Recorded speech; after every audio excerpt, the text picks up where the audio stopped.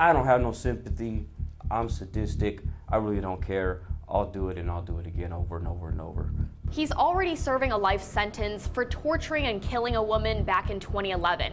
Now, at 31, he's suspected of killing his cellmate. He calls himself sadistic and says he has no plans to stop killing.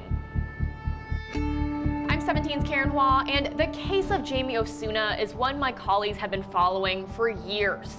We cover a lot of crime, we've seen many horrific homicides, but Osuna's case is one of the most bone-chilling ones we've ever seen. And his image is unforgettable. A Joker smile, satanic symbols tattooed across his entire face.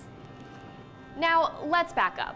In 2017, our Olivia LaVoice sat down with Osuna at Lerdo Jail. He was in there for murdering Yvette Pena in cold blood. She was a mother of 6, just gave birth 9 months earlier, and a complete stranger to him. The day after he met her, she was found at the El Maraca Hotel with a pair of scissors and a knife in her back. I did sadistically, premeditatedly, deliberately tortured and murdered Yvette Pena. And he told us, on camera, he murdered the woman simply because he had the opportunity to. It's a rush, it's an addiction, it's a drug. I would rather do that than do drugs. I'd rather do that than have sex with the beautifulest woman in the world. And his motive, he said killing gives him a rush and a sense of fulfillment.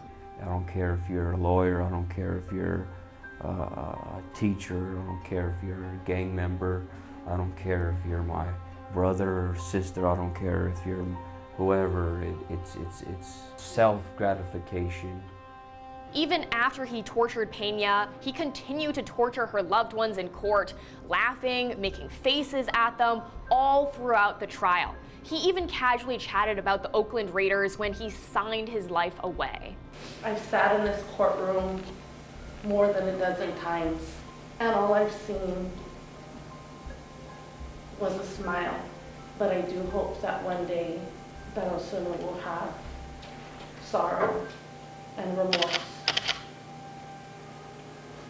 It's not often, even as somebody who prosecutes murderers for a living, that I come across somebody who's just plain evil. If anybody deserves the death penalty, Jaime Osuna does. Osuna escaped the death penalty, taking a plea deal for life in prison without parole. And it doesn't end with Pena's murder. Osuna admitted to us, even bragged about being responsible for 2 other unsolved murders. Did you know the other 2 victims? No. How old were you when you committed your first murder? 13. 13? 13 years old. How old was the victim?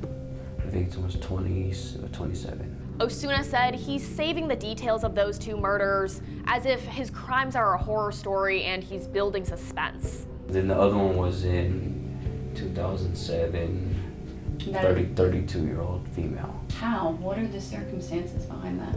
Kind of don't want to get into that because I was young at that age, but that was the first taste of... Was that gang related? No. No.